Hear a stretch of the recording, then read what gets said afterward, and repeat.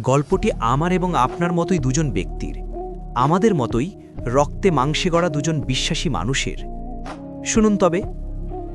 হুসাইন এবং আল হাসান রাত্রিকালীন সালাতের ব্যাপারে একটু উদাসীন ছিলেন। তাই ফুদাইল ইবন ইয়াদ একবার হুসাইনের হাত ধরে দৃষ্টি আকর্ষণ করে কথা বলেছিলেন।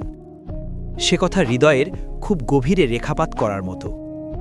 শোনো হুসাইন, আল্লাহ পূর্ববর্তী অনেক কিতাবে বলেছেন, যে আমার ভালোবাসা দাবি করে সে মিথ্যা বলে। যখন রাত নেমে আসে সে আমাকে ফেলে কিভাবে ঘুমিয়ে থাকে। আচ্ছা, প্রত্যেক প্রেমিক কি তার প্রেমাস্পদকে নিভৃতে পেতে চায় না? আপনার অবস্থান? আপনি ইতোমধ্যেই বুঝতে পেরেছেন আপনার দাবিতে আপনি সত্যবাদী কিনা।